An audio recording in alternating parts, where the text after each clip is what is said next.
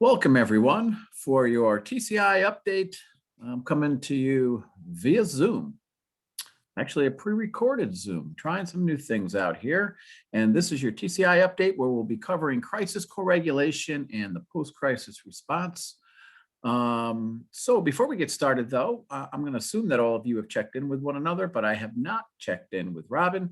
So I'm going to start. We're going to just do a little mini community meeting. Robin, how are you feeling this afternoon? I am feeling excited. All right. And what is your goal for this training?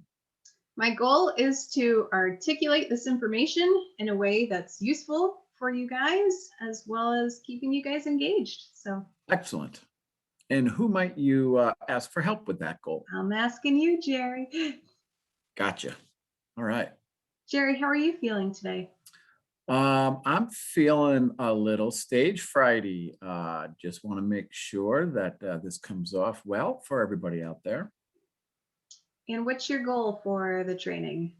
Well, my goal is try to make this as engaging and educational and informational as possible, utilizing this new format. And who can you ask for help? Well, I'm definitely going to be asking you, my partner in crime, and I'll also ask everyone out there to, try to help us by paying attention. We know this is a little different than being live, um, but yeah, so just be present for the training. All right, so we'll get into it. We did our community meeting. This will be a review of crisis co-regulation and the post-crisis response, and then we'll look at the physical intervention review as well. So it's always important to start by understanding what our goals are, right? We need to know what the goals of this whole therapeutic crisis intervention behavior management system that we all do. And one of our number one goals is we want to be able to prevent crisis, right? Crises are no fun. And the better we can be at never getting to a point where we're at crisis should be job number one. But we know, right, working in this field, that crises are going to happen. They're going to be there, even with our best efforts. So when they start to emerge, we want to be able to be really good at de-escalating them. And obviously, the individuals are our utmost priority. We want to make sure that we're reducing any risk of injury to them, but to ourselves as well and our teammates. And we're going to have crisis. We're going to hopefully get in there and de-escalate, but there's a whole range of other options that we have. But we really want to make sure that if we're in the middle of a crisis, can we avoid those high risk ones, such as our takedowns? And hopefully you all remember that some of the goals of TCI are also to support and teach. That's when we get into teaching the young people that have gone through the crisis better coping strategies that they'll have with them for the next time they might find themselves in a similar situation. And then last and very important, though, is that we develop a learning circle within the organization. So what does that mean? It means that as we come out the other side of these crises, that we take the time to reflect and share what we have learned with the greater Vanderheiden community so we can learn from one another. And so that somebody doesn't have to learn the hard way from something that you had gone through and gained insight on. So those are our goals. All right, so we always kind of all refreshers, we take a look back at what TCI calls the 5 domains, right? This is the criteria for effective crisis intervention system. And so I like to think of them as the foundation or the pillars to this behavior management system. So we'll just kind of briefly go through. It's always good to refresh on these, and why it's important to refresh on them is that typically when we start finding issues within classrooms or programs or whole institutions that usually were not doing the best that we could be in one of these areas. So we'll start with leadership and program support. Leaders within our organization are those folks that typically have some level of supervision power. And so how do they support? Well, they can support those they supervise by being very well versed in the behavior management system, right? It's hard to mentor and teach and coach if you don't have a firm grasp on that. But if you're going to be providing feedback at the conclusion or afterwards as part of a follow-up, then you need to know what it is you're talking about, right? You also have to believe in what you're doing. because then the folks that you supervise, they're not going to take it seriously if you don't, right? So that's just one of the many ways that leadership and program support comes into play. Next is clinical participation. All of our wonderful clinical folks out there, they have a wealth of knowledge on how to work with the individuals, what is the best treatment option, and that's an ongoing process, right? And it's a two-way street. Folks that are working directly with the individuals are talking to the clinical folks, writing up good reports. Clinicians are looking at that information. They're also taking information that they might learn in one-on-one sessions and really putting together the best treatment strategy. But all of that has to be communicated and everybody has to be involved in that process. The next one is supervision and post-crisis response. We're going to be taking a much deeper dive into what that is because that's at the heart of what this refresher is all about. But real quickly, right, that's where our supervisors get in there and take a lead role and kind of deconstructing what took place in the midst of a crisis, making sure everyone that was involved is physically and mentally okay. So there's a lot that goes along with that. And like I said, we'll look at that much more in depth a little bit later. Training and competency standards. That's a little bit of who learning and development is, right?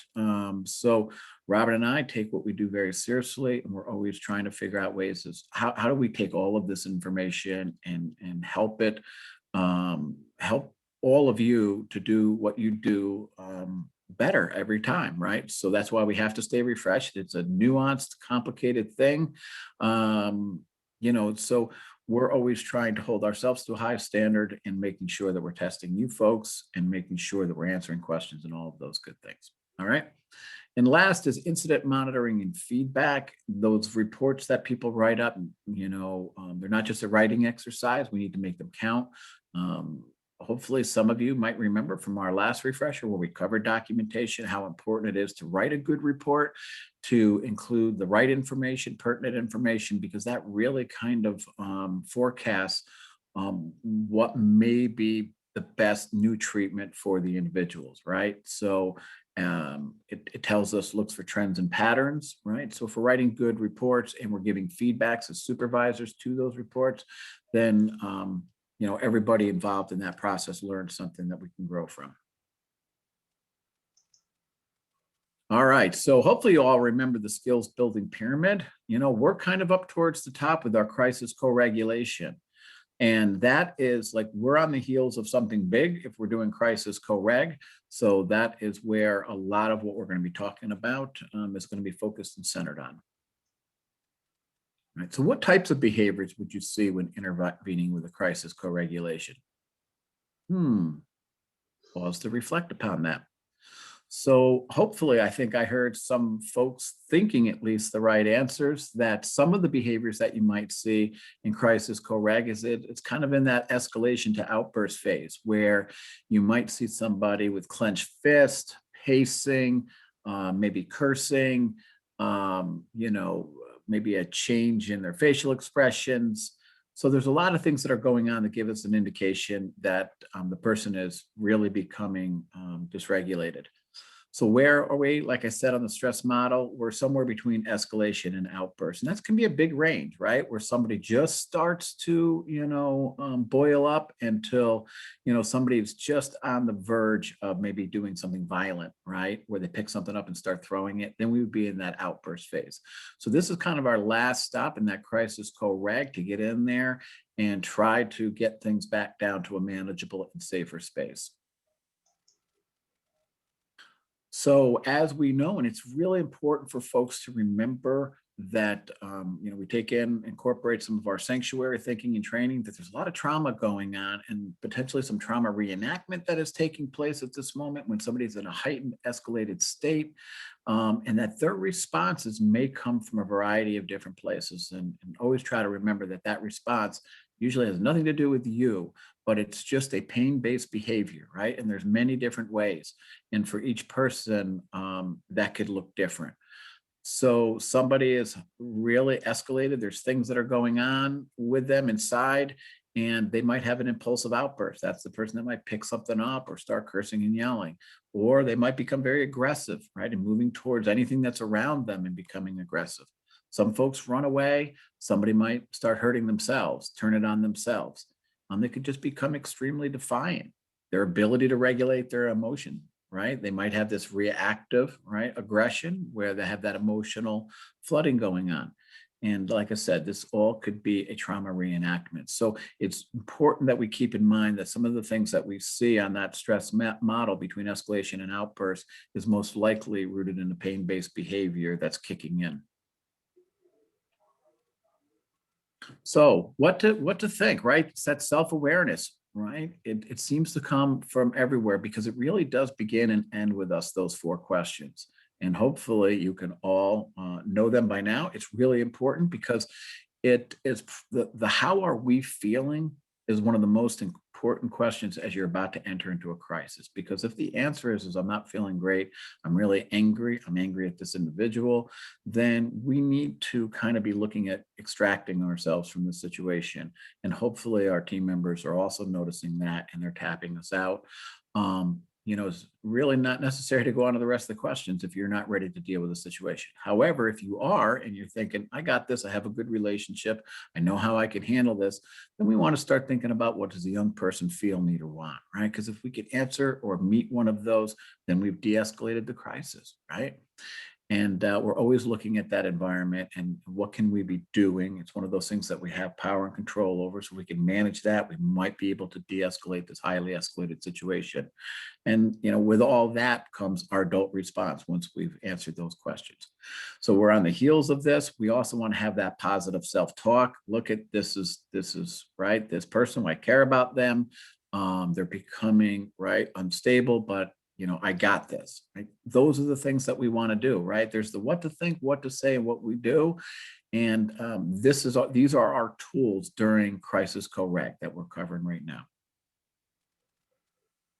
So what to do, right? These are action items. We're going to take a deep breath, right? Just okay, right? We don't want to go in there without like going in with a clear head. So that deep breath helps us to gain some semblance and some balance before we step forward. Use your protective stance. That's part of one of our physical things. It's the first thing we cover, right?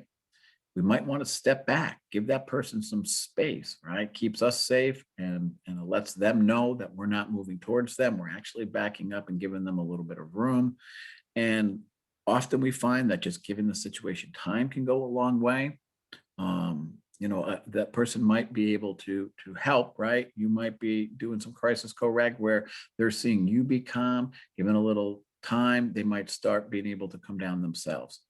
We always talk about sit down if it's appropriate, never if you feel like the situation you're going to be left in is you're making yourself more vulnerable.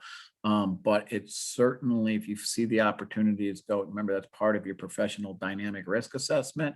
If you think it makes more sense that this will help that person by taking a less aggressive posture, by sitting down, then you do that. Just make sure you're never leaving yourself backed into a corner where you're very, very vulnerable. And again, remember the importance of body language and your facial expressions. If you're a person that when you become, going into this heightened state, that maybe you take on your face and your body becomes much more aggressive looking, certainly if you're a bigger size, like maybe I am, or you naturally have a face that communicates, I'm not messing around here. That might become intimidating to some folks. So we try to want to come into the situation with a calm appearance as possible. So just be mindful of your body language. And our last strategy in crisis co-reg is what to say. And I always ask this question, and we get all sorts of stuff, but a lot of times it's, you know what, we're going to say very little because we don't know what's going to come out next might be the thing that triggers that individual towards being violent, right? So the less we say, the better off we are. Some of the things that we kind of know that are safer words to put out there, we want to validate feelings, right?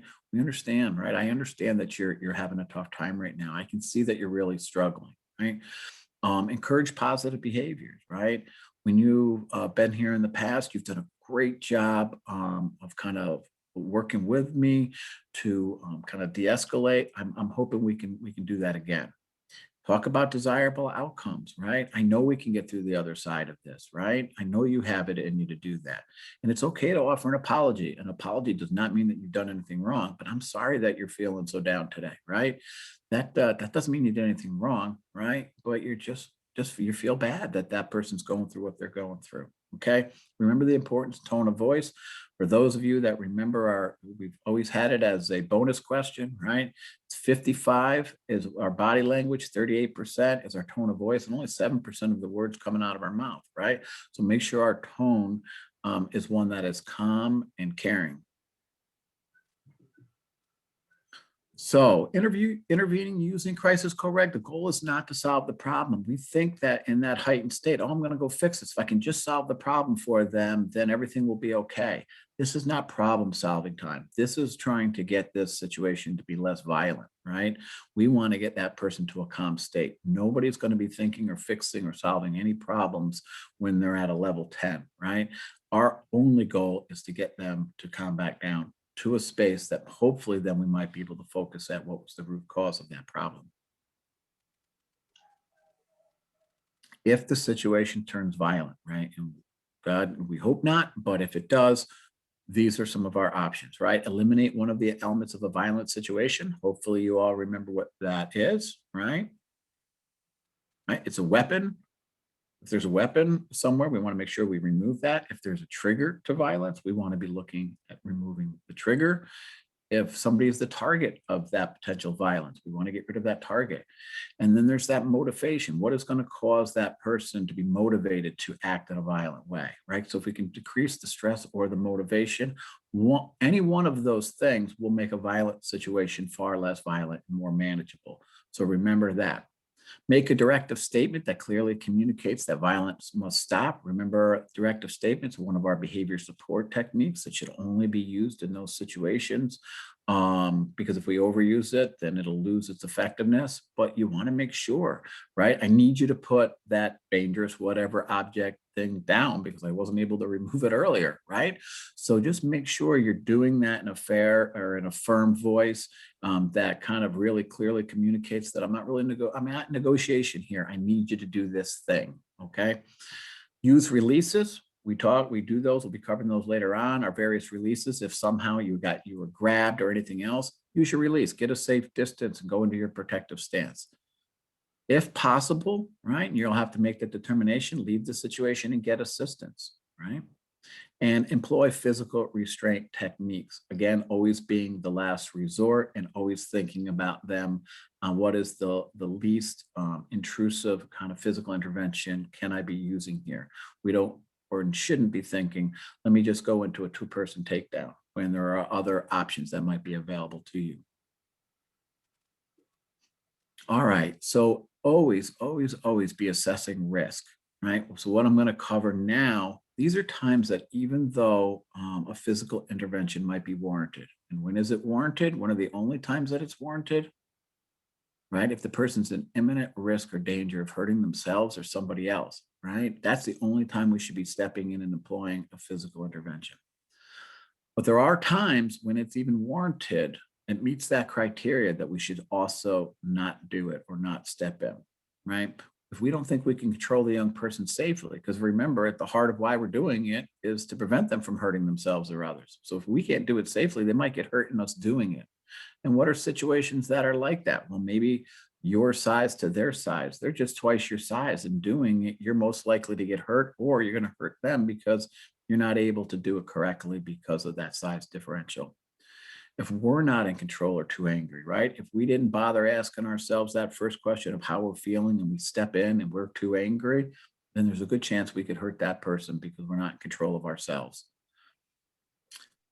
We talk about trauma and sanctuary, right? So some of our individuals may have experienced sexual abuse in the past, and sexual stimulation might be the motivation. They may actually actively be doing things to get you to restrain them, because sexual stimulation is that motivation, and we wouldn't want to um, kind of kind of do that. We wouldn't want to step in because that would be meeting that need for them, and that's not a need we want to meet in that way. All right. So if we're in a public place, again, Vanderheim states, and all of this is we always want to be able to keep the individual safe, right? But these are things that we want to be considering. We may not always have the option, but if you're in a public place, you must understand that there's a risk that bystanders or other folks might be looking at you as an adult hurting or harming another individual, and that could create another unsafe situation as other people try to intervene. So You need to be thinking about that. If the person has a weapon, you will not hear Robin or I at any point in this training, nor does TCI endorse us to teach you any way to remove weapons from other people's hands, right? It's just too complicated, too messy, and there's too many things that could go wrong, right? So person has a weapon, we're not going to step in and try to restrain them. We're going to try to keep ourselves and everybody else safe and get them to a safe space. All right. If a young person has a medical condition that would prohibit it, right? So that again would be in the BSP, would be communicated via the BSP, nurses and other folks, and you reading it, right? That's how you know. So it could be a lifelong medical condition that they'll never be able to will never be able to do a physical intervention, or it might be something that's temporary. They just recently broke a finger or an arm or on some medication, right? That's going to make it very difficult for them to breathe during a physical intervention. Okay. So there it is again, medication that might affect their system. Young person has emotional problems like trauma, risking re-traumatization, right? And that's a tough one because almost all of our individuals might have some level of trauma in their lives. And again, those things would have been evaluated prior and would be in the BSP, whether or not that trauma is going to be greatly exacerbated by us doing a physical intervention and maybe warrants us not doing that and seeking some other response. So those are all the risks that we need to assess before stepping in, right?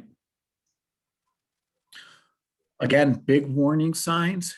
If any of these things should pop up in the midst of a physical intervention, you're going to stop, right? Again, the whole purpose of us stepping in was to keep the person safe and so they're not getting hurt or hurting anyone else. Somebody goes limp and ceases to breathe, you need to be stopping. They state that they cannot breathe. Please don't ever let us find out that or anyone else that they said, well, they if they were talking, they could breathe, right? That used to be said way, way back in the day, but that is just simply not true. And often it could be the last thing that they say is I can't breathe. All right. If the respiration is labored, rapid, or abnormal, any of those things, stop. It means that they could be hyperventilating or some other condition is going on. They make grunting noises, right? They start to vomit or turn different colors, right? Any color other than their normal color is not going to be okay. Now, are people going to get red in the face, from exertion? Yeah. But if they start turning a dusky purple color, that's not good. That means oxygen is not getting to where it needs to. We need to be stopping. And obviously, vomiting or hearing any types of snap, crackle, or whatever, we stop. All right, what are we monitoring? And this is a good time just to say there is no such thing as a one-person restraint. You should not be doing any type of intervention in isolation with just you and an individual. There always needs to be a second person there, minimally to observe and monitor that other individual. And there's certain techniques where you as the person might be the primary, like in a small person takedown, where you're behind the individual and you can't see whether or not that they might have stopped breathing or you can't see the color of their skin. That's where that second person is so vital and comes into play. But the position of the young person and staff, all right, it's appropriate to restraint being applied. So again, for instance, in the small child, if we're leaning over on that person, we're cutting off their breathing. So making sure that your technique is appropriate. Skin color, all right, we talked about it. Any change is not good. Respiration, breathing problems, level of consciousness. Well, they should be conscious. If they're not, we should be stopping. Or if they look like they're going to go unconscious, or if they say, hey, I feel like I'm going to faint or anything like that, we want to stop. Overexertion, right? How long has this person been, kind of resisting? It's very difficult not to get overexerted when you're doing a physical intervention, both for the individual and for the person doing the physical intervention. And then all of that becomes compounded by if it's hot out, if it's a hot, humid day, all those things need to be taken into consideration. We range of motion, swelling in extremities, any of those things we want to be looking out for, right? Because when things start to swell, it's usually because something got broken or there's no oxygen or some other thing. Something is too tight and it's restricting and things start to swell up. So we want to be paying attention to all of those things. How do we reduce that risk then? Okay. How do we make sure that we don't have any of that grunting or people going unconscious? Never place weight on a young person's chest or back, right? You're literally pushing the air out of them and it cannot come back in when you have compressed the lungs, right? There's just no room for the lungs to re-enter because you have pushed what was in there out and have compressed the lungs in such a way that that air will not refill to the degree that it needs to. Don't put pressure on the young person's neck, right? We know that neck and that spinal cord, right? Never ever be anywhere near a young person's neck. Never place the head in a position that caused the neck to be compressed, right? For those same reasons. Never put a young person's arms behind his or her back, right? People can get dislocated shoulders, very, very painful. Um, that should never happen. Never bend a child forward in a small child restraint, like I was just speaking of, right? Because cut off their breathing. We also want to pay attention to the size of that individual. If a young person is more on the obese side, they're going to again be more at risk from not being positional asphyxiation, right? The ability to get air in. Never allow a young person to stay in the prone position once he or she is no longer a safety risk, right? No reason we're down there for a full 20 minutes if 3 minutes into this physical intervention, that person is calm again, right? That's just unnecessary and it's kind of cruel, right? So we want to get that person up and in a seated position. All right. Never place anything over near a young person's face, right? We get to ask this all the time, right? Pillows, anything that might contour to their face and limit their breathing. We talked about this. It came up with all the masks, right? Take the mask off, right? We don't want the person suffocating because they're breathing very heavily because they're exerting themselves, and now they have this restrictive barrier over their face. But it really goes to anything that might restrict breathing, right? We don't want, that's why we don't restrain on soft surfaces, beds, mattresses, anything that's going to be soft. Never ignore any of the warning signs, right, of pending asphyxia, right? And that's when you get into that labored breathing, all of those other signs, right? Any of that is a red flag that we need to stop. And never fail to take immediate action if there's a need for emergency medical treatment, right?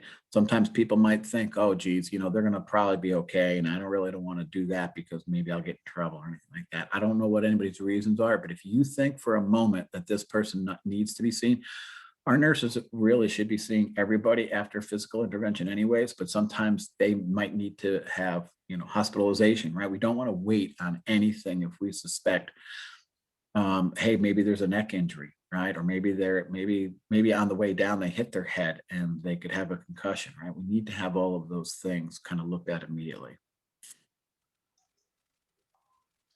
All right, so after a crisis, what are we going to be doing? Following a restraint or any high risk intervention, we must be committed to going through a post crisis response if we want to create a learning circle within our programs. We do bits and pieces of the post-crisis response, but one of our goals and focus in this new year is really trying to look at the 5-step process. And Robin's, I'm going to turn this over in a little bit, and we'll start talking about what should that look like, because there's a lot of different levels of that. And it's going to be very, very important. And some of the things we already do and we do well, some of the things some folks do and some folks don't. But really, in order to learn and maximize what has the outcome of these crises, we really need to be doing them all. All right. And we're going to develop a system to monitor that to make sure that they are all being done. So that's a piece we're looking at kind of doing. So here are our 5 stages. It is a multi-level response. Like I said, stage 1 is going to be the immediate response conducted by the supervisor. And Robin will talk a little bit more and she'll break all of that down. Stage 2 is the LSI. You should all be familiar with the life space interview, and we're going to cover that again. We're going to do a little mock one, and we're going to give you an opportunity to pause and maybe practice amongst yourselves because we know that you like getting really good at those. And stage 3 is documentation. That's part of that response, making sure not that it's just written up to cover our butts and for all the legal reasons, but also that we're learning from that documentation because it's going to inform future responses. Stage 4 is the incident review with the staff member. That's a critical piece. It's conducted by the supervisor where it really deconstructs what took place. It's not a blame game session. It's really kind of giving that person an opportunity to self-reflect upon what led up to the incident, what were their interventions throughout it, and what kind of follow-up took place afterwards, right? And lastly, and this is one that may or may not be happening, And you can ask yourself, is this taking place? Incident review with the team, right? And this may look a little bit different down at the school, and that's, a conversation for you folks to have, like what could that look like? But we really want to be doing this as a group. And I just did one the other day at one of the houses, and they found it to be very, very helpful to kind of break down all aspects of that restraint, not for the purpose so other people can lend their insight into it. So other people, that's an opportunity for that information to be shared. Um, what the individual that was directly involved in that crisis or that physical intervention, what did they learn? What were the takeaways? Share that with the rest of the group. That's part of that bigger learning circle that we want to create. So that's the last stage of it. I did kind of steal a little bit of the thunder on some of it, but Robin will break some more of that down. I believe this is where we're going to pass the baton off, correct? All Yeah. right, excellent. Well, I'm not going too far. I'll be right here listening with open ears. So with So that, ultimately, we're going to start getting into this post-crisis multi-level response, right?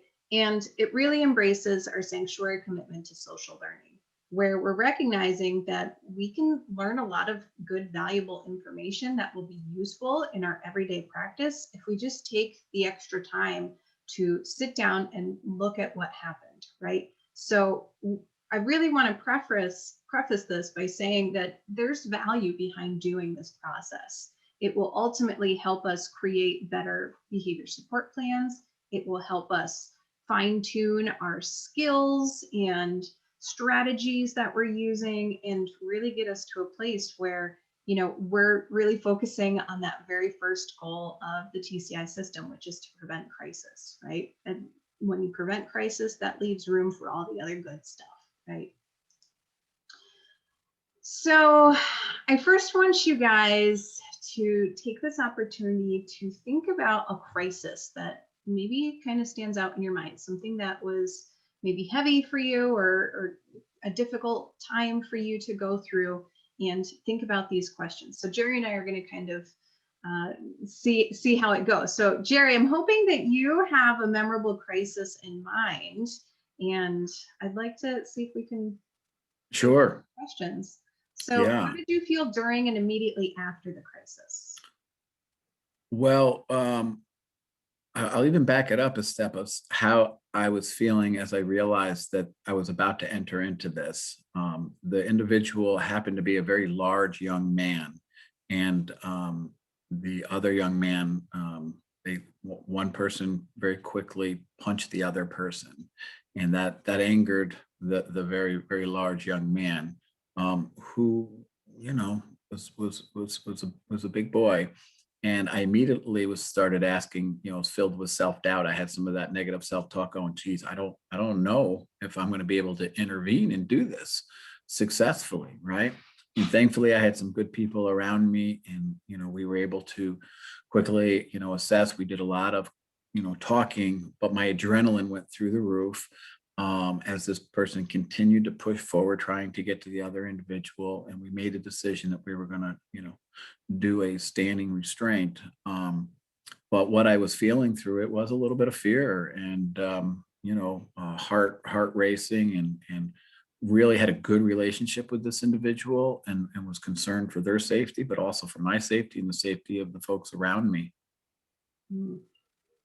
And after it was all Scary. over, huh? Yeah, it was. It Sounds a was little very scary. scary. Yeah. I remember it to this day, and it could have had a much worse outcome. Yeah. And so I was really thankful that one, even as sizable as this individual was, when I talked earlier about, that takedown being the last resort, and we were outside, and we were on concrete, and nobody wanted to do that, and nobody, because we knew that we potentially could get hurt and this individual could get hurt. And so we were able to avoid doing a physical intervention, and that was about as heightened of a situation that I had ever been in, and we still were able to avoid doing a takedown, which I was very thankful for. Yeah. And I felt afterwards, boy, I just felt a sense of relief, that we were able to get through it without anybody getting hurt. Okay. How did you feel later that day? I kind of spent the rest of the day thinking about, were there some opportunities that we could have maybe even prevented him from getting punched, right? Because there was some dialogue going back and forth. We were in a van going from one location on our campus to another. And I kind of just said, geez, did we miss an opportunity? Did we see it going there? What could we have done? Um, so I felt a little bit like, there was a little guilt, like, geez, could I have done something differently?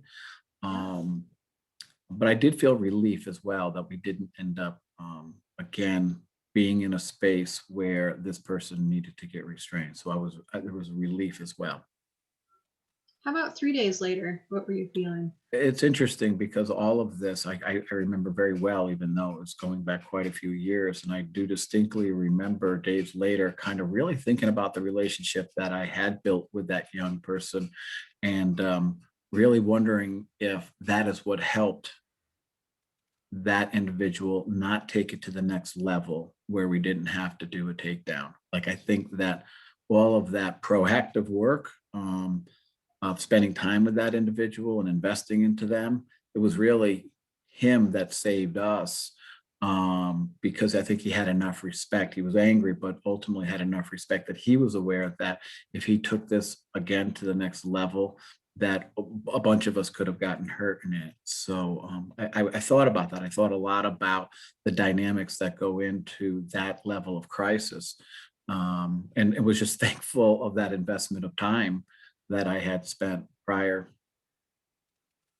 What did your supervisor and or coworkers do during the crisis?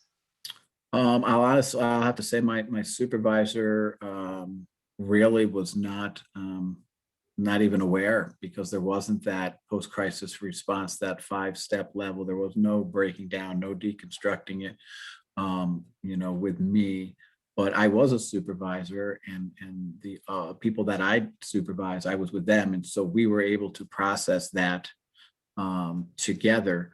And I think all of us, were impacted by it because we all had a close connection to this individual. And I think we were high fiving ourselves a little bit, and thinking, going, geez, we kind of missed, or we kind of dodged the bullet, so to speak, and we were just happy that things kind of went down the way they did.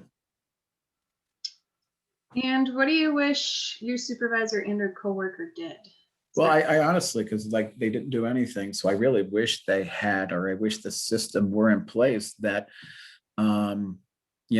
they reviewed the incident report and maybe kind of had that follow up to say, hey, how are you feeling? And or maybe even, hey, nice job, that you guys did a really good job in that, right? It just felt like, okay, on to the next thing. And so I feel like that was a missed opportunity.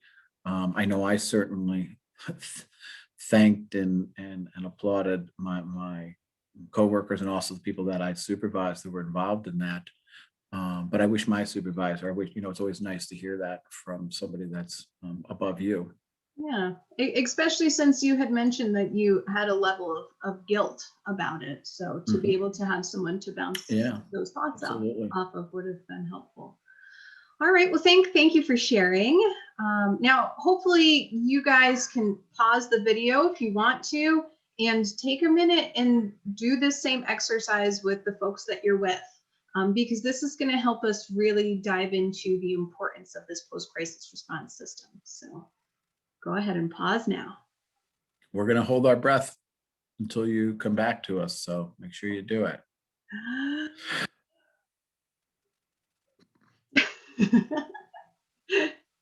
All right. So hopefully you have now paused and taken the opportunity to really reflect on an incident, a memorable crisis for you, and just kind of keep these questions in the back of your mind as we start to go through this system. All right, so back to our lovely stress model of crisis, right? This is our tried and true. Hopefully this is familiar for everybody. So just a reminder, a refresher about what young people go through as they climb the stress model of crisis, right? We know that baseline goes all the way through from pre-crisis state all the way over to recovery. And then most crisis is going to start with some sort of triggering event. Something's going to happen that causes them to feel a certain way. And so typically we're going to see feelings or behaviors of agitation, right? You might see some tapping, some facial expressions changing. Sometimes people start clenching their fists or pacing around. You know, there's some sort of cue, some sort of sign that they're agitated about something, right? And we know that we have all of our strategies that hopefully we can go in and de-escalate them back down to baseline. But if they continue to escalate, they're at that escalation phase. Now we're seeing behaviors of aggression, right? So they're kind of upping the level of stress at this point in time. So now instead of just pacing or clenched fists, now maybe their voice is raised. Maybe they're making some threatening statements. Maybe they're starting to become argumentative. Maybe even just starting to, you know, shove things around, you know, sliding papers off the desk, or, you know, tossing writing utensils, whatever it might be. And again, we have all of our strategies that hopefully we can get them back down to baseline. But if they don't, and they continue to escalate and they're up at that outburst, now we're seeing violence. So this is when we're seeing those behaviors that, you know, show that somebody could potentially be at risk, right? They are swinging, they are trying to hurt themselves, they're trying to run, whatever it might be, you're seeing that violence. And then we bring them back down to baseline, back to that recovery phase, and we know how to process from there.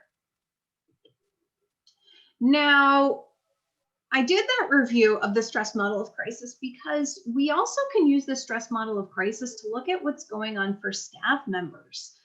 You know, oftentimes we spend these refreshers talking simply about the individuals when we ourselves tend to be a very valuable and useful intervention strategy. The way that we present ourselves, our attitude toward the individual, how tuned in we are with what they're feeling and what they're experiencing.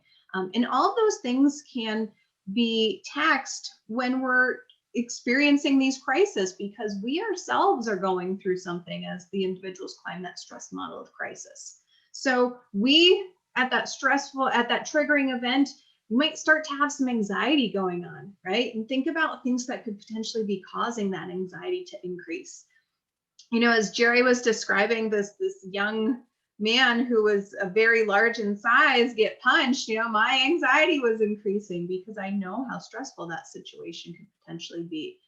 I think about individuals that maybe have gone through a lot of different crises lately, and you're starting to see those warning signs that, we're going down this road again, and you have that anxiety building and building. And so when you have that anxiety, sometimes it changes your decisions, it changes your attitude. So it's important for us to stay grounded in those 4 questions and that self-awareness about how we're feeling so that we can respond in a positive manner. At that escalation phase, this is typically when our adrenaline starts pumping, right? This is when, you know, we're starting to think more drastically about what can we do to calm them down. Hopefully we can, you know, ground ourselves in our sanctuary training and think about what trauma might be playing a role in these behaviors, and how can I help this individual calm down? How can I help them feel safe in the moment, right? So we want to make sure that we use those strategies as well. And then at the outburst phase, right, you're faced with somebody who is being violent. This is when our responses become more physiological, and we're relying on our training, because you might be doing things so quickly in the moment that you don't have time to think about, you know, all of the nitty-gritty details of your intervention strategy. So you've got to rely on that training, particularly if you're doing those hands-on techniques. We tend to repeat those hands-on techniques over and over again, so it gets ingrained in your muscle memory, so that when the moment comes, you don't even have to think, you just do. And you want to rely on that training. It's going to be super critical. So just as we as staff are experiencing different things during the stress model of crisis, staff also have the opportunity to recover at these 3 different levels, right? So remember, for the individuals, higher means they've learned something, no change means we just kind of came in, put the fire out, and we moved on, and lower means that they've been harmed in some shape or form. So if you think about staff members who've gone through a crisis, they're going to come out on the other end feeling like either they've learned something, no change has happened, or that they've been harmed in some shape or form. And we want to recognize that this post-crisis response system is going to be the way to make sure that we get to that higher level each and every time. So just like we say, the LSI, that life-based interview, is going to be so very valuable to helping the individuals learn and grow. This post-crisis response system is how we help staff as well as the entire team learn and grow. So take a few minutes and start thinking about different levels of recovery for staff. What are they going to look like? What does a staff member look like on a higher level when they've learned something? What does a staff member look like at that no change level? And what do they look like at that lower level of recovery? Okay, so take a few minutes, think about it. Pause if you'd like.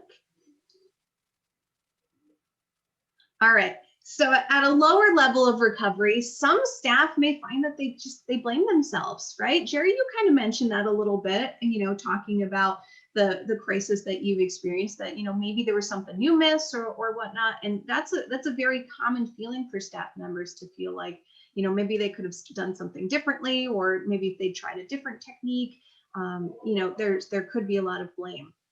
There in turn could be fear of the young person, right? If you have gone through a crisis and it really went very poorly, you may find yourselves not really looking forward to working with that individual because you're scared, you're fearful. You may have a damaged relationship, and this can be on multiple levels, right? You could have a damaged relationship with the individual. You could have a damaged relationship with your coworker, with your supervisor. So there's a lot of different things that could go wrong during a crisis and affect those relationships. And we all know that if we don't have those good working relationships with our coworkers as well as with the individual, it's going to be very difficult moving forward.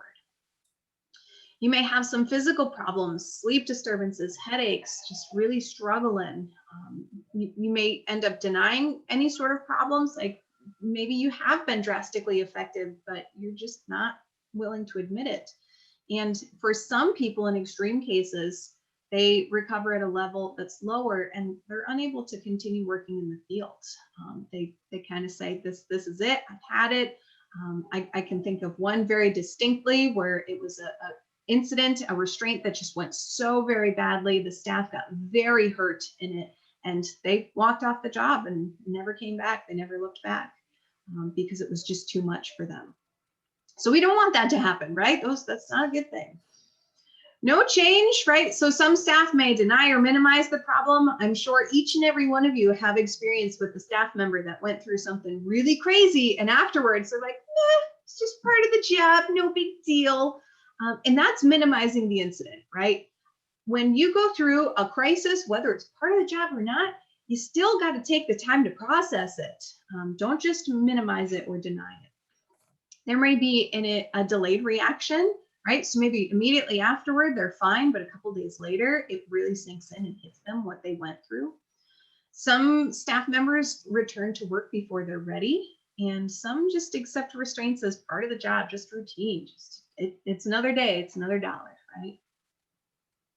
So this higher level, which is really where we want to be, you have enhanced relationships, right? How many of you have gone through a crisis with some coworkers and y'all worked really well together, and afterward you're like, yeah, I feel like I can trust this person. They've got my back, I've got theirs. We've got a good working relationship going, and this is great.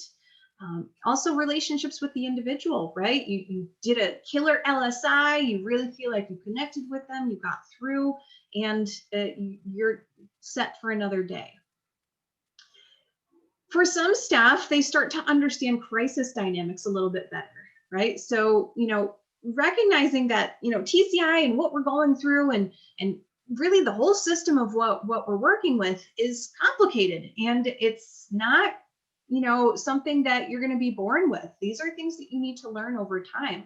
So the more you process, the more you experience, you're going to have a better understanding of how crisis happens, what things to look for, what intervention strategies, how to use them, how all that's going to be most effective. You might have a better understanding of a particular young person. So you might, have a better understanding of the way that they tick, the things that trigger them, the strategies that are going to be most effective. For some staff, after a crisis, they're feeling pretty good. They have some self-confidence, some feeling like, hey, I handled this really scary situation and I did a pretty good job, pat on the back. And that's a very valuable thing to experience. We want you guys to feel like you are doing a good job. So if there's any way that we can really fine tune that and get you guys feeling that way is going to be beneficial for the program as a whole. You might learn additional strategies to deal with future crisis, have some overall professional growth. You yourself may walk away with healthier coping skills. Maybe, you yourself have been working on something and you nailed it, right? And that's always a great feeling. And it's even better when somebody else sees it within you. And another really big piece is the ability to use support and supervision. So as we go through this post-crisis response, feeling like I have someone that has my best interest and will take the time to process with me and talk with me after these crises, because that's what I need as a person to grow, right? So those are kind of the different levels of recovery that a staff might experience. So at this point in time, I want you to think back to that crisis incident questionnaire and think about what level you recovered at after that incident. So I'll go back to you, Jerry. What level do you think that you recovered at after that incident with that young man? Do you think Ultimately, I think it was the higher level, but you did point out, there was some guilt there. But I think, that whole process of giving it, reflecting and processing the whole experience, I think we were all very thankful that, it didn't end up in a physical intervention requiring a takedown. Yeah. I think there's always going to be some second guessing, but that's part of the process, looking backwards and saying, could I have done something sooner? Perhaps there was, but, um, uh, but in terms of, learning something about that individual, learning something about my coworkers, I thought about all of those things that we did do right. And so I feel like we definitely operated, or came out of that at a higher level. Yeah. So you kind of answered the next question, which is what helped. And you said yourself, you processed it, you talked about it. You didn't just walk away and say it was another day. So Mhm. having those conversations is super helpful. And so for the group, if anybody recovered at that no change or lower level, what do you think would have helped you? What would you have liked to have happened? What would have gotten you to a point where you walked away feeling more confident, feeling like you learned something either about yourself, your relationships, your coworkers, different intervention strategies? What would it have taken to get you there, right?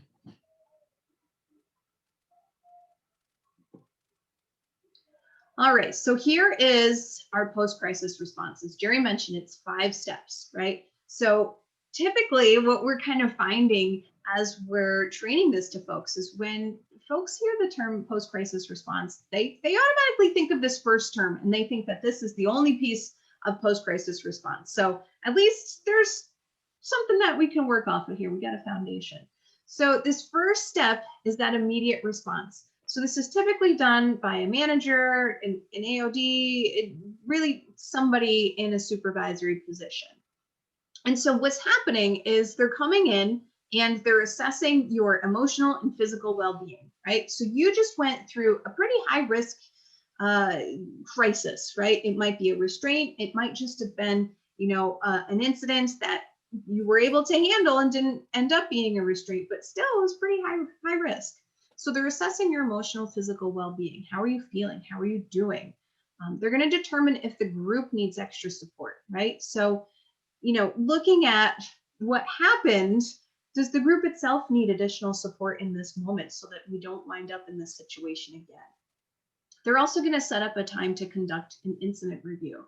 So somebody should be checking on you and saying, all right, tomorrow, why don't you come in and we'll talk about this before the day starts, right? The goal of this immediate response is to ensure that everybody is physically safe, emotionally calm, and ready to return to normal functioning, right? This is really our way of checking in, making sure that folks not just the staff, but the individuals as well, that they're all ready to move forward in a positive way.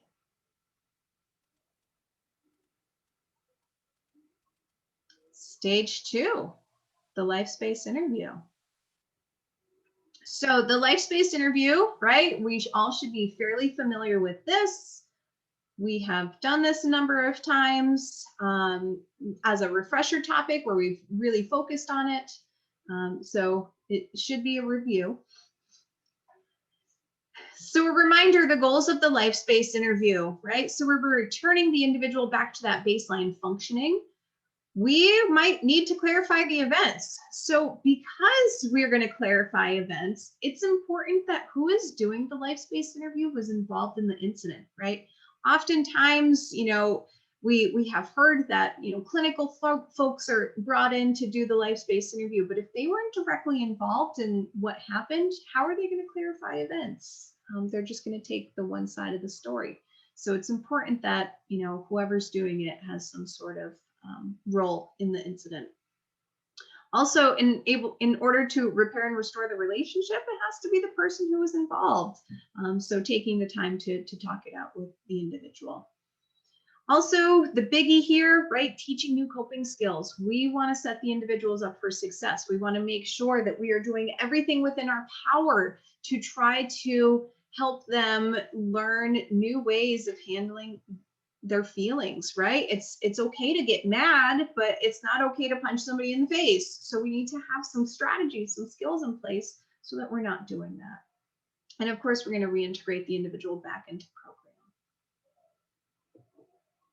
All right, so here are the steps. Hopefully everybody remembers our I escape, right? So first we're going to isolate the conversation. You want to get them one-on-one, hopefully in a place that allows for some privacy so that they're not talking in front of all of their peers about what just happened. You're going to explore the young person's point of view, right? So we spend a lot of time going over our active listening strategies, how to ask questions, how to pull out information, using our nonverbals, our body language, our facial expression. All of those are with the goal in mind to try to get as much information out of them as possible. You want them to tell you the story.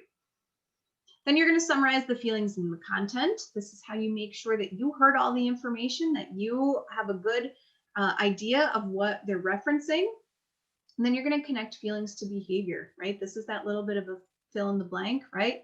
When this happens to you, you feel this, and then you do this, right? So when somebody calls you a name, you get angry and you try to hurt somebody, right?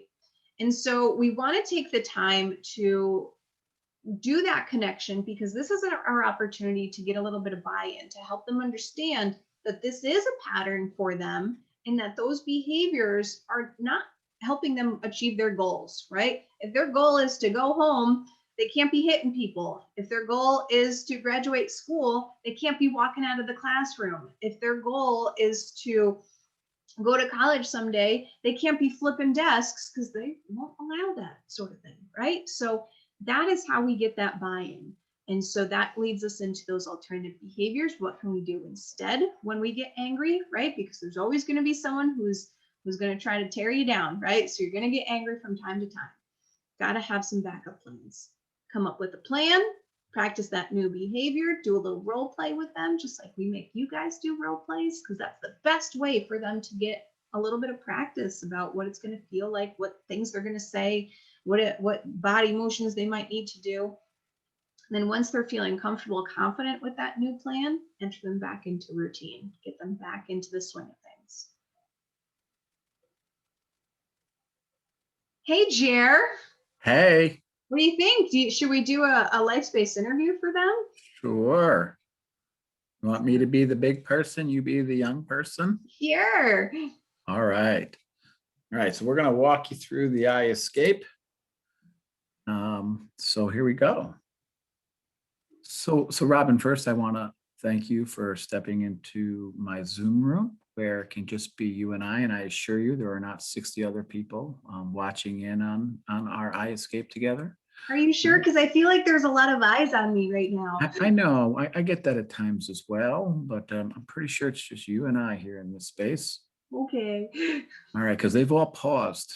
at this moment so we can have this private interaction. All right. So Robin, I want to thank you first for coming in and talking about this. I know it was difficult.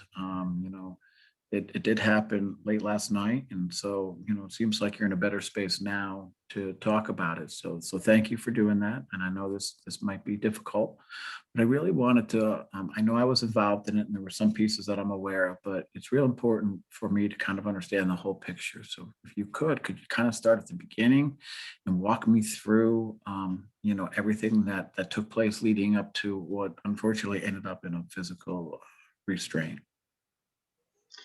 Okay, well, I was really bummed that breakfast was cereal again because I was really looking forward to some pancakes. But I was okay, right? I was okay. So I ate my cereal and I went Mhm. to class, and my best friend came and told me that my boyfriend has been cheating on me. Oh, I'm sorry that she said that, especially in the middle of class. I know that must have been really tough information to hear.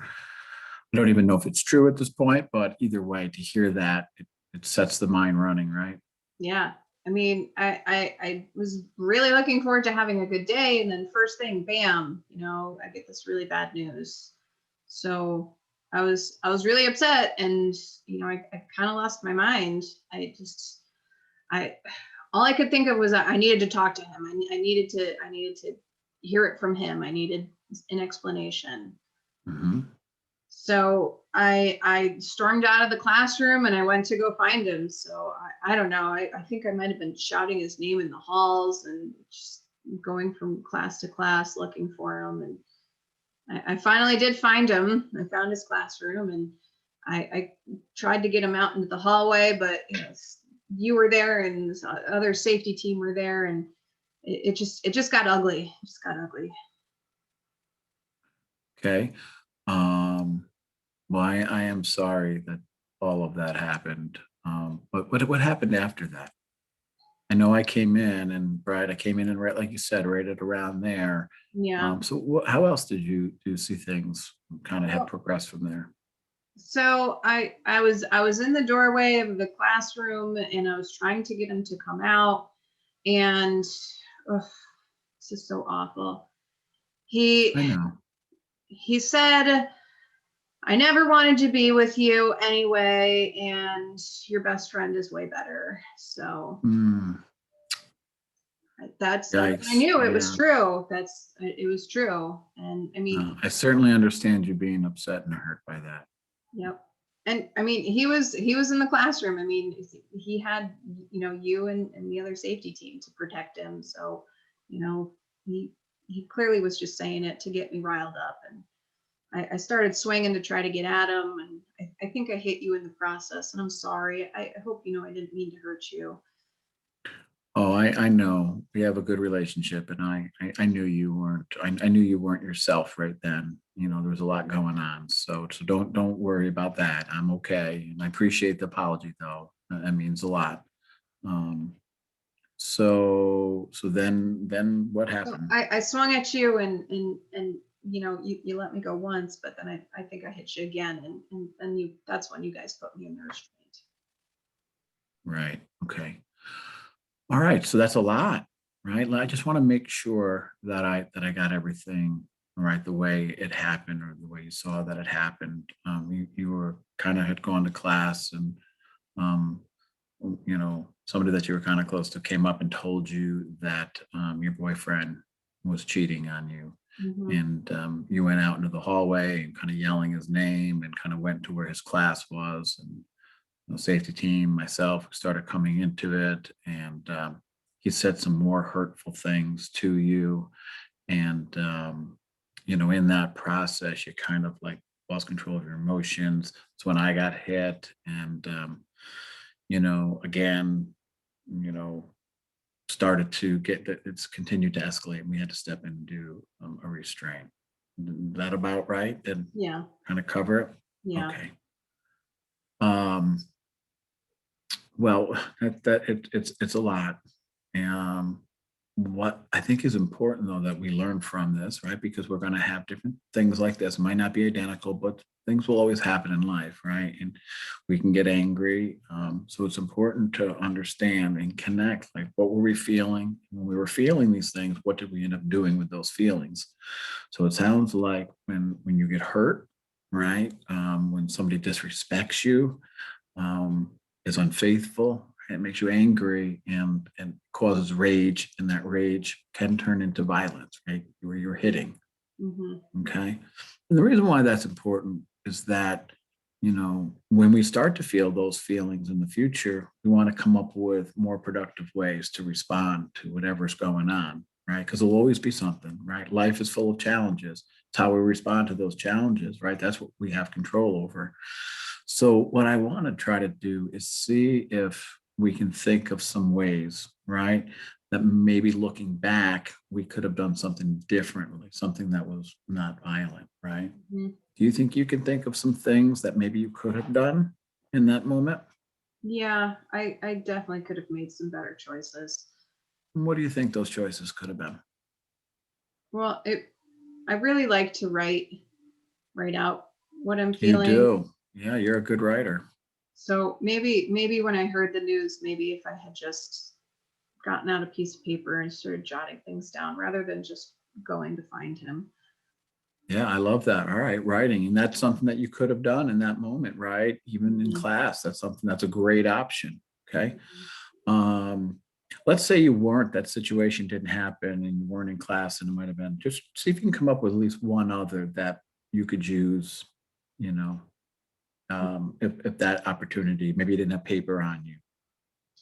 Well, I've been working on trying to be better about taking a deep breath and just giving myself a moment before I respond. So maybe I could have Yeah. done some deep breathing. Good. Deep breathing can be done anywhere. That's great. All right, good.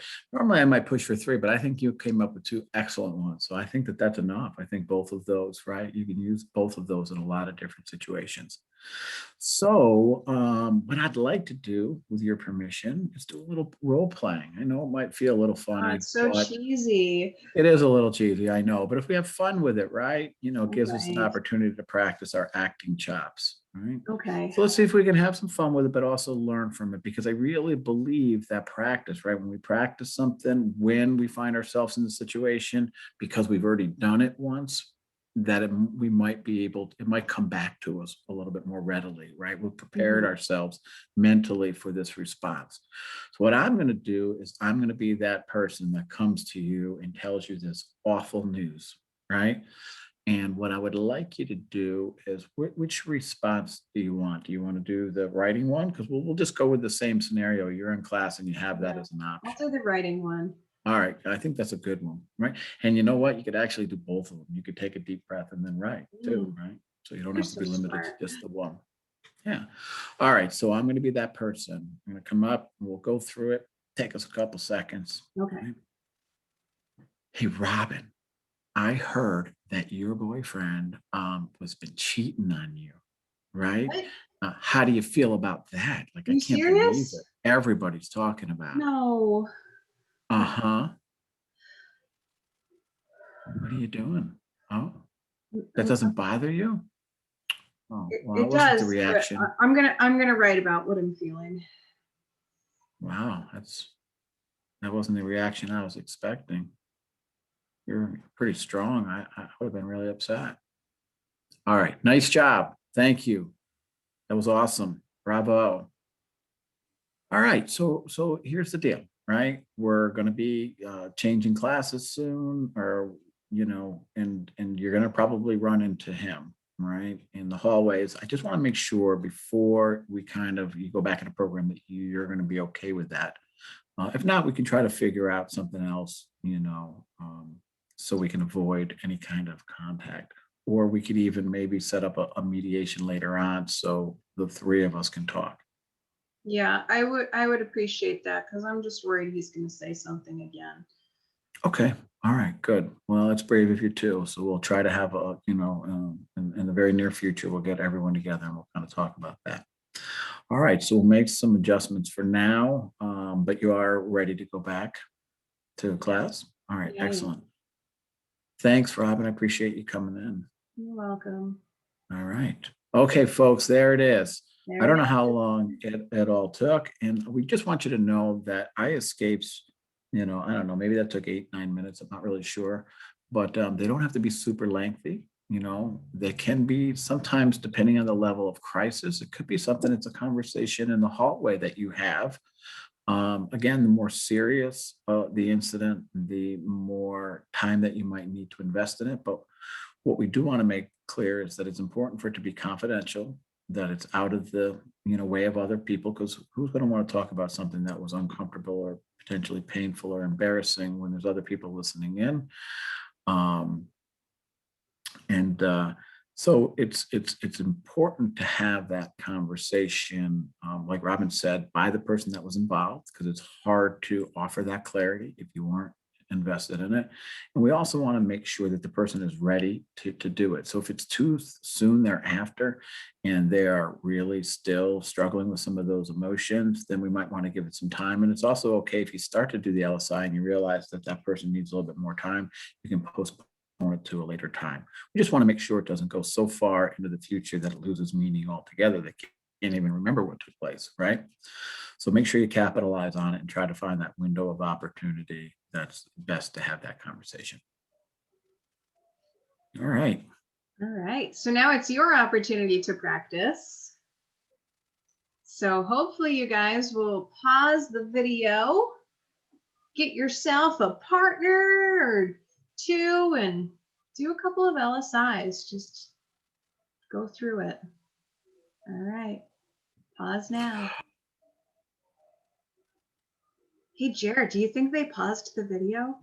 Oh, absolutely. I think so too. I bet you they're doing a really great job on their life space interview right now. Mm-hmm. Mm-hmm. Do you remember to pause it on our end? Do you think they're still listening to us talk? Oh, I, hi guys. Hey, we're Hey, back. hey. Didn't realize you could hear us there. I'm going to go ahead and mute. All right.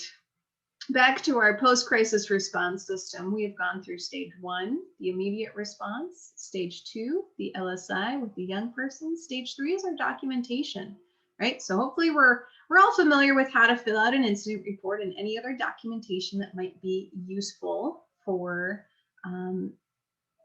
us after an incident. So our last TCI refresher really focused on documentation, how to fill out an incident report. Hopefully you guys remember some of the tips from the last refresher. Jerry, do you think they remember some of the tips from our last refresher? Yeah, I agree. I agree. So just as a reminder, some of the tips, right? Being objective, right? We're making sure that we're not putting a whole lot of our opinions in there. This is not our time to diagnose the individuals or talk about their clinical treatment. We are just sticking to the facts, what we saw. Another valuable tip is minimizing our use of jargon. So making sure that the incident report is clear so that anyone who is not directly involved can pick it up and have a good understanding of what happened. Lastly, we're taking the time to not just document what the individual did, but we're taking the time to document what we did on our end, right? Those are called those intervention response cycles. We used a technique and we want to know how the individual responded to them, right? That's a very valuable piece so that we can take away some lessons learned from the incident, right? Did they respond well? Did that de-escalate the situation? Or did they not respond well and it actually added some sort of stress and escalation to the situation? So all that needs to be included in the documentation. All right, stage 4, the incident review with a staff member. So this is conducted by the immediate supervisor. So with the privilege of professional judgment comes the responsibility of reflective practice, right? And this is in line with sanctuary, right? Our social responsibility. We are given a lot of power in our roles. And with that power comes a good responsibility. We need to take the time to sit back and reflect on how we responded to these individuals, these students on the day-to-day, to make sure that we are doing our very best. We owe it to the individuals that we work with to do this. So why is it important to process the incident, right? Remembering that that's how we learn. That's how we take the time to maybe see the bigger picture, and take the time to really process how we're feeling and how those feelings may have contributed to our responses. And so we want to take the time to sit down and process. So what could the possible outcomes of the deconstruction be, right? The possibilities are endless. You could walk away with increased confidence. You could walk away with a new understanding of strategy, of how to use certain skills, of skills that maybe you weren't even thinking about using, but now you are because you did this deconstruction.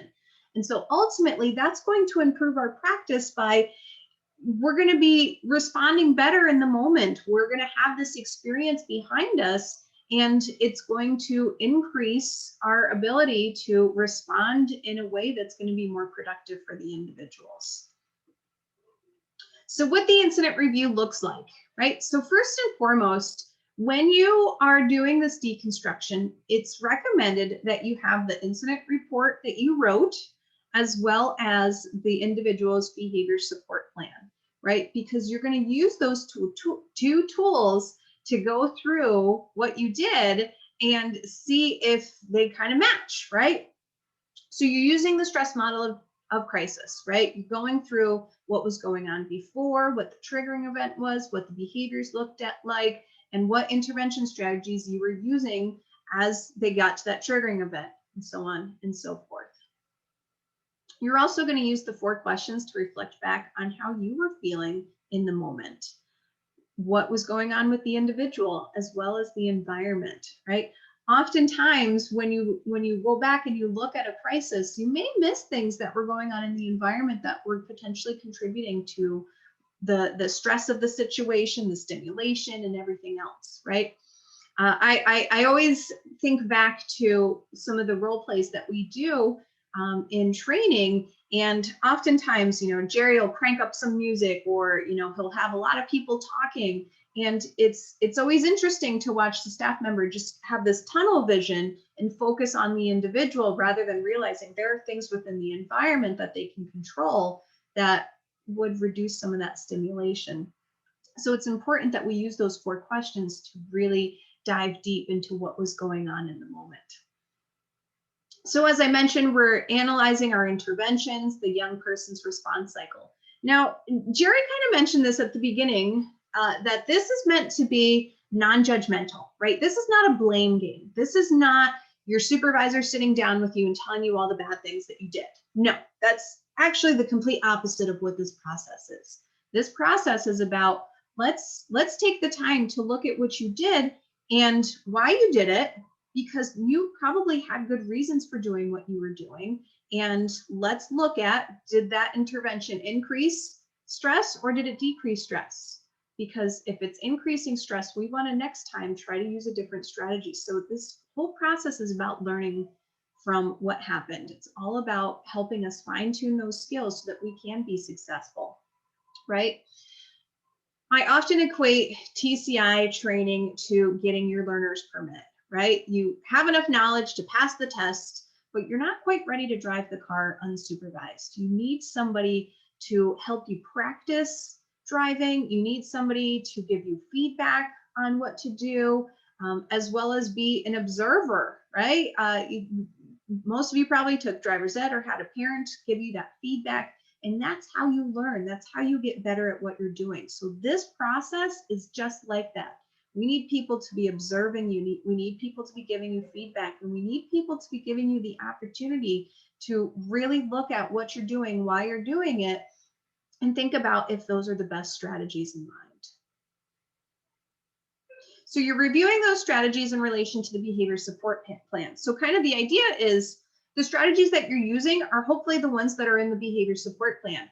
And if they're working, great, that behavior support plan is a valuable tool. If they're not working, that's when we need to go back to the drawing board and do some revisions, right? So if, 5 out of 6 crises, the behavior support plan was not helpful, well, then maybe it's time to look at some other strategies that might be helpful. So we're going to develop those future strategies as well.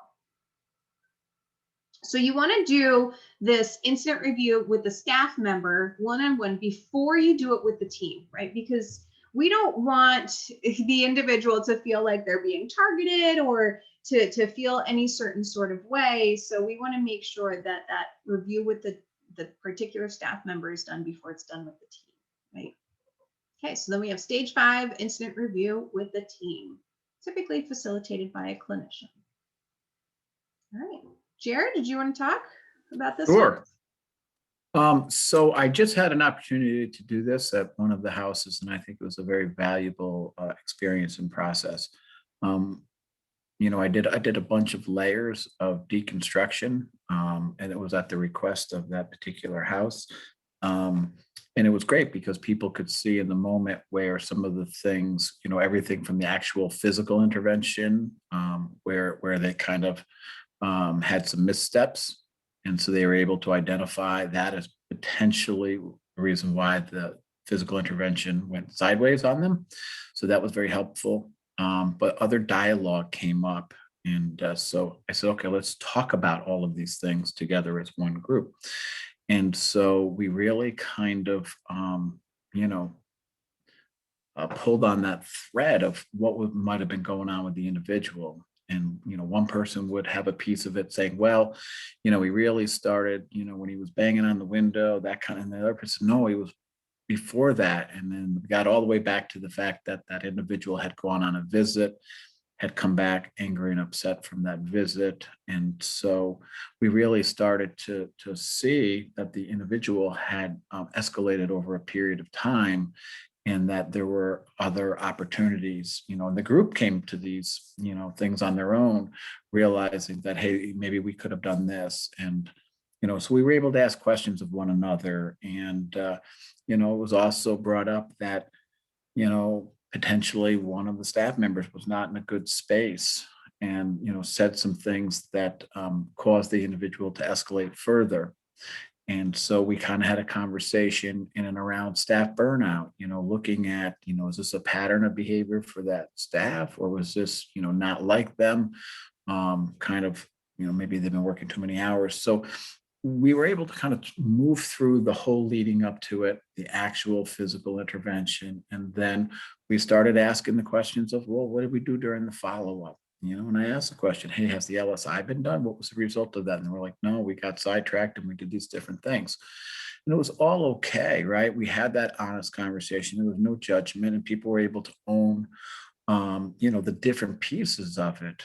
And, I encourage them to continue to have that and do so in a way that people aren't pointing fingers, right? That open communication piece of sanctuary really comes into play during this, because we have to be vulnerable. We have to be able to look at some of the things that maybe we did or didn't do. We also have to give ourselves pats on the back for the things that we did do and do well, because the whole point and purpose is that we're saving ourselves and our teammates from re-entering the situation again. It's that whole LSI. Am I just going to be a firefighter and put out the fire?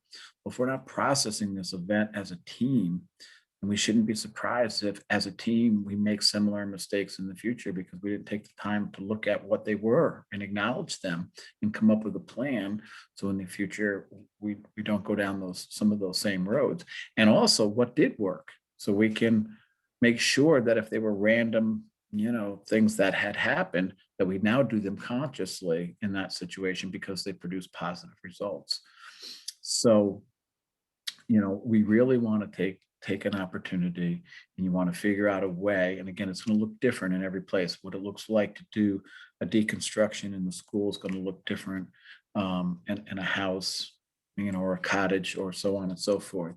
But having some process where it's just not the supervisor and the individual, that other players that are connected to that event get to kind of pull together their piece of that puzzle. And maybe they get a piece of a puzzle that they can go back and plug in another place for that individual, right? So that's kind of it, right? For that, that's there's a lot going on there. Some of it is, just checking in, hey, how we doing? And then there's the deeper dive that we do as a group. Okay, so Let me see if I hit them all. The incident review with the team steps. We're going to set the supportive climate for change, right? And that really begins with you, supervisor, making sure you're setting the tone and you're saying, this is not, we are not playing Monday morning quarterback, and we're now going to sit there and say you could have, should have done all of those things, right? And because remember, we're the abuser in that process, that because we're pointing fingers, we're assigning blame. This is a dynamic work environment. It's like no other. And it doesn't do anybody any good to walk away feeling shame or guilt. The only purpose of any of this is that we learn and grow, so we can better serve the individuals, right? Share the outcome of the LSI, right? How did it go? What alternatives were discussed, right? Is this a new or different coping strategy that we're putting in the BSP? We're going to gather the additional information from the team, right? It's everybody has that piece of the puzzle. And we're gonna kind of look at those pieces.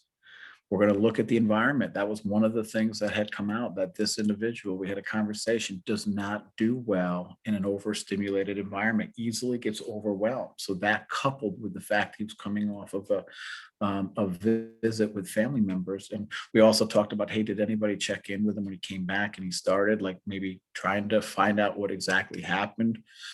And that hadn't happened, right? So they were able to say, that was a missed opportunity. And so we're going to remember to do that moving forward. But certainly environmental. They acknowledged that they needed to find a way for that individual, that when they were becoming a little unstable and dysregulated, to give them some quiet space, right? Review and revise the BSP. It's a great time during that deconstruction. Pull out the BSP. Let's look at this. What needs to be modified? Hey, it hasn't been touched in a long time. Let's go ahead and update this. And then ultimately problem solve. So we're taking that information and moving it forward in the future.